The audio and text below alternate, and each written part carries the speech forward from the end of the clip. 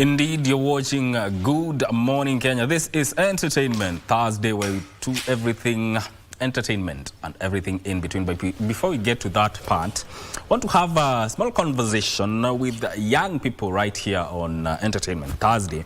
And this segment usually is about youth and governance. And today we are asking a question.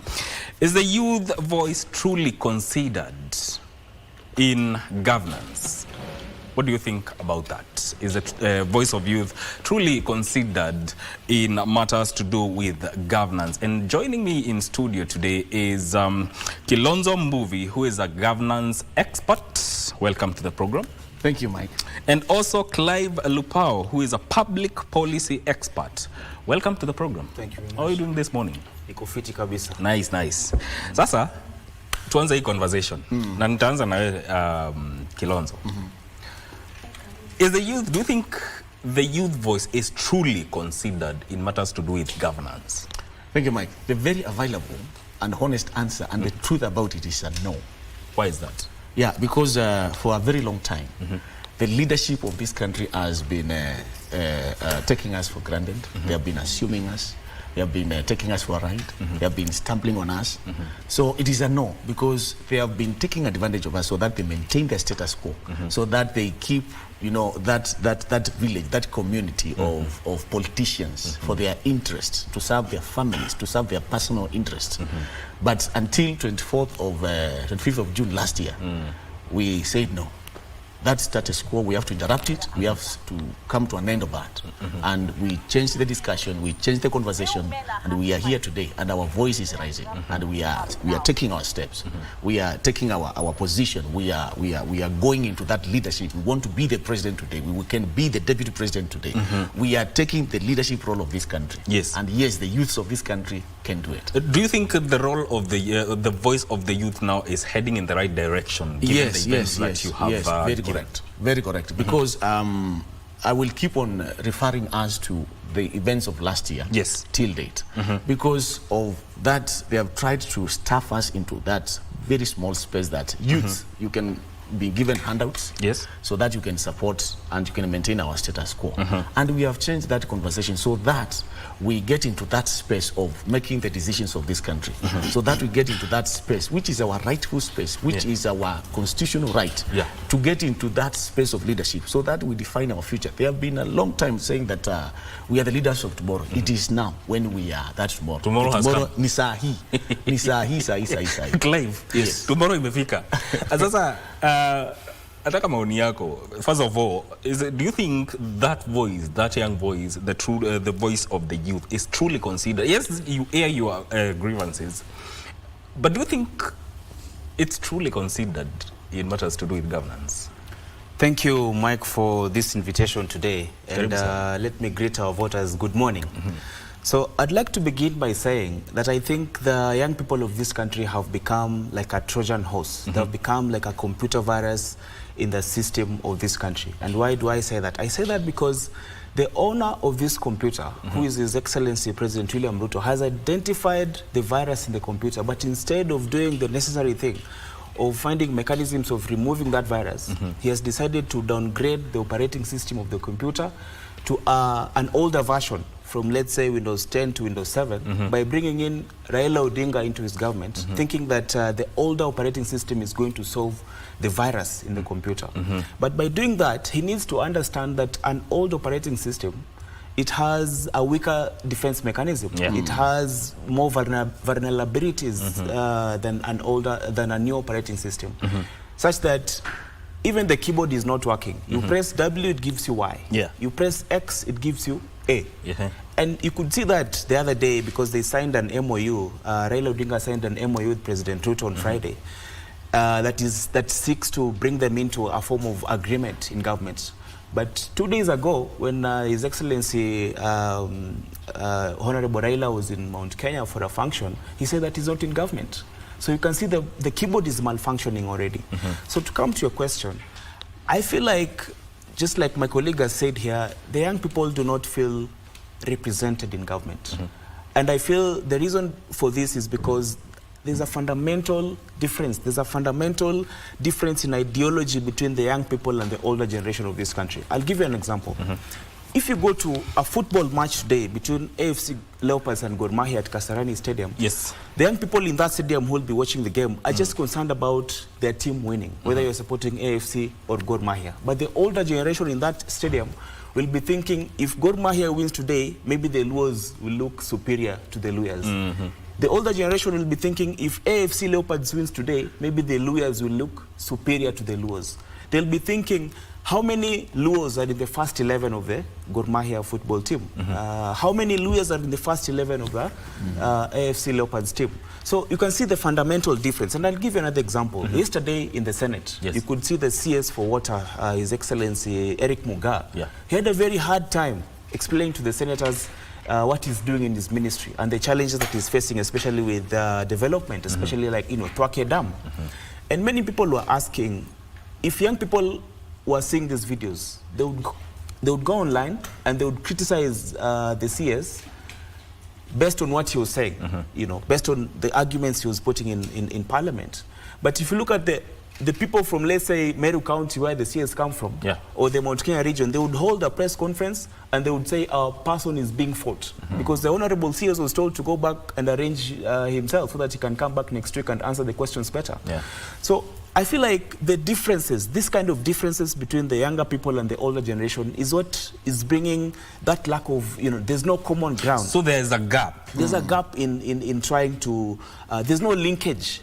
There's no handshake between, the older generation and the younger generation, between what we want as young people and what the older generation think we want.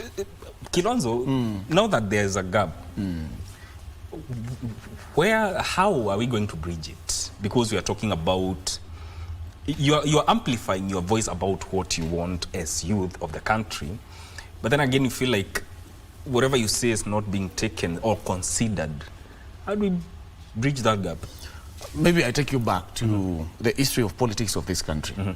And the ideologies that have been, every 5 years there is an ideology. There is a call to action on why we should elect a certain individual to the highest office.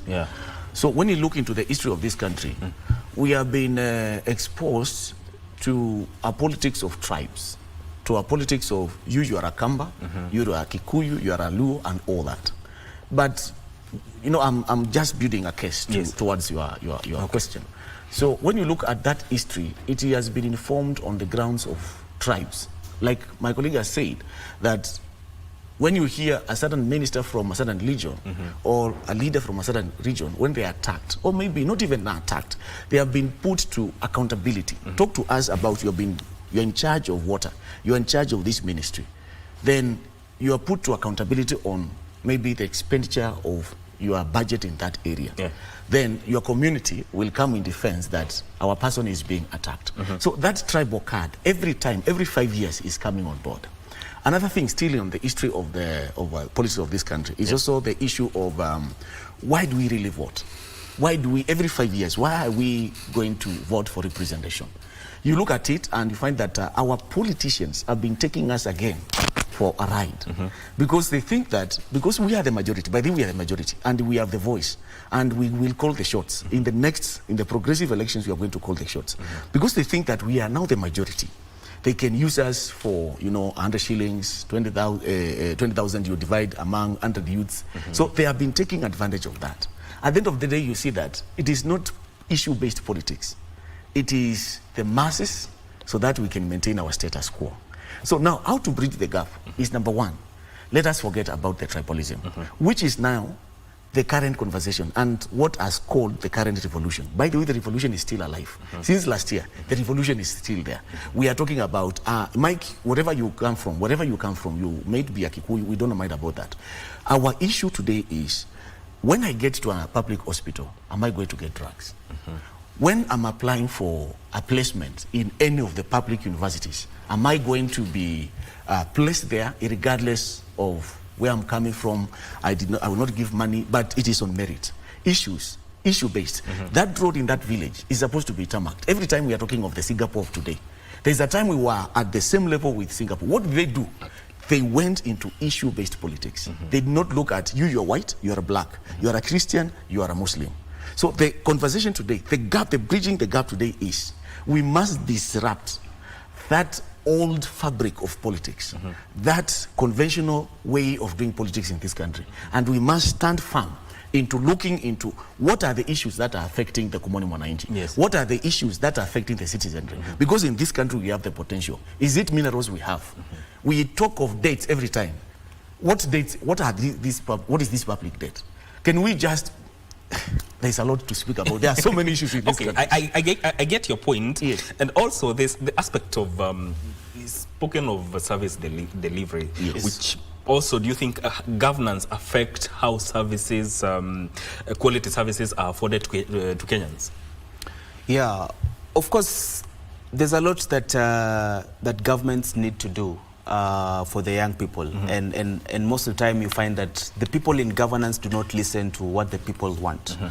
And it is for that reason that I myself, I have taken my responsibility as a patriotic citizen. I have presented a memorandum, I have presented a petition before Parliament that seeks to increase youth participation in elections. And I'll tell you how that associates with governance. Okay. So in the current system, a young person is probably registered to vote in their home village. And that has been the case because in the history of Kenyan elections, from 2007, the post-election violence, every other young person who has been registered as a voter would prefer to be registered in their home constituency, where they come from, because they've had that feeling that there's probably going to be violence. That when elections come, I need to be at home. I need to be safe, at least in my home area, where if anything happens, I'm not holed up in some city or a town where I cannot move around. So that has changed because in 2013, we had very peaceful elections. In 2017, we had peaceful elections. In 2022, we had peaceful elections. And what I would like to change in the Kenyan voting system is that a young person between 18 and 35 years should now be allowed to vote from any polling station in the country. You can imagine if a young person on election day, they're probably in Nairobi, but their home is Kisii. They just wake up, they go to Nairobi Primary School and they cast their vote. But in my petition, I'm saying that the young people should only be allowed to vote for the governor and the president because they ordinarily don't belong to that polling station or that voting area. So they should vote for the governor and the president because these are administrative roles. These are people who manage a lot of funds. They manage a lot of government resources. So the very key positions as compared to these other legislative roles. So what that does is that now this governor is going to be very concerned about even the students living in his county. Picture this, a first-year student joining the University of Nairobi is mostly going to be affected by the policies of Nairobi Governor Johnson Sakaja, as much as he wants to introduce chapatis, 1 million chapatis a day. This first-year student is going to be affected by these policies of this governor, more than the policies of the governor where he comes from. So a student, and part of my petition is also including that these institutions of higher learning, like the colleges and the TVETs, should be gazetted as polling centers so that a student can vote from their own university or their own college where they're studying. There's a huge number of students who never vote. But you can imagine if a student wakes up in the morning on election day and they're only going to vote from their normal classroom where they usually go to class. It is going to bring in a very huge number of, a huge voting block that even now the people in power are going to respect. And I have seen this clamor before, even especially in the rural counties, if I can call them. The governors are now in a race to increase the number of TVETs, to increase the number of colleges in their counties, because they know how much resource an institution of higher learning is bringing to their county. So picture this scenario where a governor in a county is putting into focus the young people in that county, the young people who come from other counties, because they're coming to learn in that county. All these KMTCs that even members of parliament these days are constructing, they're constructing them, but they don't pay any much attention to the students who are learning there after they've constructed the college. So I believe that if we slightly change this model of voting, if we slightly allow the young people to vote from their areas of residence, from their areas maybe you've gone to work, you probably don't, it's not your permanent residence, you've just gone there to work, you've been transferred, especially I see nowadays with these companies, especially like loans, companies that give loans, they transfer people all the time. So you find yourself in a very different part of the country on election day. So I believe that if we intentionally put in measures that are going to allow young people to be involved in governance, being involved in governance begins from the ballot. Yes. So if you feel that you contributed to that leader being in office, then you're going to feel that you want to hold them into account. Okay. And I'll give you a very quick difference between the people who have been voting before and the current voters. Yeah. President William Ruto believes that he brought in Raila Odinga to solve the problems that are currently facing the country. But we are very much at pains as young people, because this MOU that they signed on Friday is not because of the protests that happened in 2023. Because the protests in 2023 were about economy, were about unga, were about the price of commodities. That's why Raila Odinga went to the streets with his supporters. But many people have said that the NADCO report that was later signed in December that year has been shelved for many months, has been put away, because William Ruto has previously been saying that he does not want to be involved in a mongrel kind of a governance system that you do not understand whether the opposition is in government or the government is in opposition. That has been his stand, and he went as far as London to say that. So for a long time, the NADCO report was there, but it was not being implemented. Nobody was looking at it because there was no issue. There was no tension to make sure that it's brought on board. So come June 25th last year, the young people go to the streets. They're demanding completely different things from what Raila Odinga was demanding in 2023. But what happens? The president decides to bring in Raila Odinga to solve the problems that the young people were clamoring for, which are completely different from what Raila Odinga was asking. You feel like your voices were ignored? So honestly, and that's the difference. That's the facts. That's the part that these older politicians do not understand. Okay. I know that Raila Odinga has been in politics for a very long time, but imagine a 20-year-old voter who started supporting Raila Odinga in 2005 during the referendum of Chungwa and Ndizi. That person is 45 years old today. Imagine a 20-year-old who voted for Raila Odinga in 1997 when he first ran for elections. He is 48 years today, and he'll be 50 years in 2027. But there's a huge number of young voters who have probably known Raila Odinga after 2010, after 2015. Right. And these are the people who are in the streets. These people do not see Raila Odinga as their leader. They do not see Raila Odinga as the messiah, like the people who are now 50 and 40 years old see him. So it is very wrong for William Ruto, and we are very disappointed as young people, because we thought William Ruto, with his youthfulness, is probably going to listen to the young people more.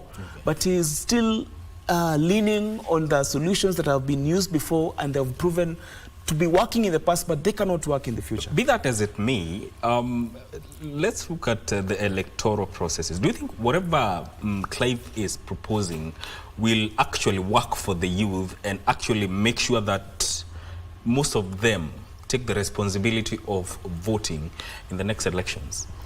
For me, I don't think, yes, there's a bit of what you said, but if you look at the COK 2010, the Constitution of Kenya 2010, that constitution is very, very involving. It took care of the whole society. At what point should the youth come in? For me, let us go back to implementing the constitution. Forget about BBI, forget about NADCO report. Those are just comfortable zones we are creating for the guys up there, for this older generation. Because they want to feel like we don't want to be left out. We lost an election. We don't want to be left out. So that, let us bring NADCO report. When you look at NADCO report, it is just a hyena's kind of meat. It is a lion's share.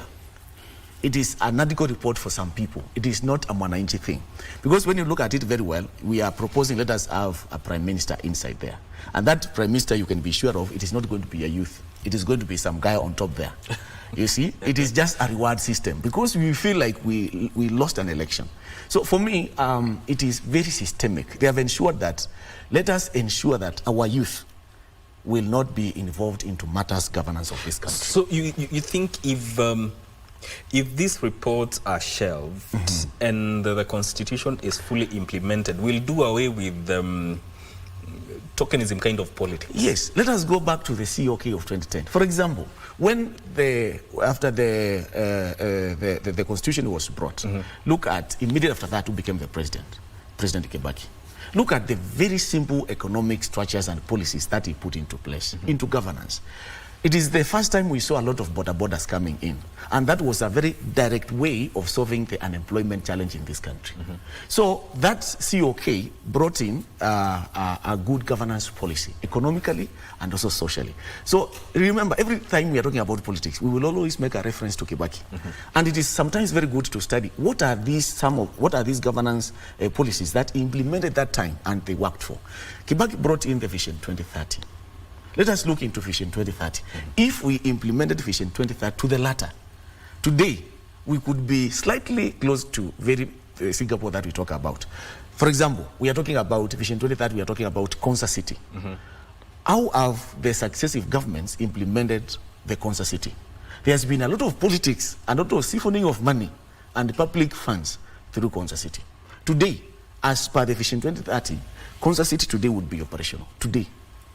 Let us look at LabSet project. I'm just giving an example of the implementation of COK after it was promulgated. Look at LabSet project. As we speak today, LabSet project, that road should be at Isiolo because that was the plan. Let us have LabSet project coming together with all the infrastructure. The road, it is coming with the Kenya pipeline. It was, you know, a conglomeration of so many things, infrastructural project. Today, the goal was that project should be at Isiolo because it was supposed to meet the bypass. Look at other things like the ports. So the Vision 2030 was so clear, and it tells you that in this country, we do not have a shortage of leaders. We have leadership. The problem goes into implementation of the constitution because that has been hampered by corruption and tribalism. And now it is a wake-up call. And the wake-up and the clamor is there for the young people. We do not know who is Raila. In fact, they say that a good dancer knows when to exit the stage. The government, through the top guy there, William Ruto, they have tried to exit him through AU. Ikakata, kimeumana. Amerudi hapa sasa. Sasa nimekuwa nikiconsult, una consult nani? We do not want your consultations, Mr. Raila Odinga. We do not want your consultations. Your consultations were relevant maybe when you were fighting for the freedom of speech and all the things that you fought for. And by the way, if you don't exit the stage now, you will go down as one of the worst leaders we had in this country. So exit the stage. What I'm saying, exit the stage. Let us have fresh blood. I can't wait when I will see on top there, maybe that Morara Kabaso is the president. Maybe my brother here is the president. Amen. Because we can sit down here and hammer him on issues. Yes. We can sit down here and remove him from that office because of issues. Yes, and Clive, I'm intrigued to ask this question. Yes, if we had a youthful president, would he change anything? Let me tell you, and I've said this time and again, that the difference between a young person and an older person is that the young person resonates with the needs of the young people. Because what we have in this country right now is a situation where the older people are not listening to the younger people. Even when the former vice president goes and says he's listening to the ground, I know that he's now started, shifting to TikTok. He's now shifted to, getting online and getting live in his videos, which is a good thing. He's trying to adjust to the new system. And we know very well that we're moving very fast, even technologically. We're moving very fast, even in terms of democracy. We're moving very fast. That's why suggestions such as mine in the petition need to be listened to, because we're living in very dynamic times. And if the older people are not willing to shift gears with the moving and the changing technology, then you're going to be left behind as a country. You can see countries such as Rwanda, they're having very youthful leaders other than the president.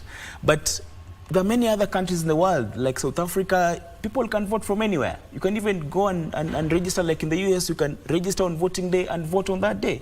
We have seen the government putting a lot of money, serious money in a system like SHA. Why is it that it becomes very hard to identify voters electronically on election day? The government has shown us that it is willing to embrace technology. It has uploaded thousands of services on eCitizen. But when it comes to the issue of elections, we just try to go round and round in circles. We try to bring in technology that doesn't work 100%, so that just to frustrate the process, so that even young people get discouraged. When you tell a young person they're going to line up the whole day to vote, they feel very discouraged. When you tell a young person that you need to travel to your village to go and vote with, probably you'll be mingling with people you have not seen for years, You do not know even the candidates who are vying in that constituency. Times have changed. A young person does not want to be bothered by so many stories about, the village or the other things. They want their issues to be solved. They want things like, employment to be solved. They do not care. This is the fundamental difference. The younger people, let me say one thing. We go for a break, we come back to that thought, because there's another question I want to ask you. It's getting interesting. Let's take a very short break. We'll be right back.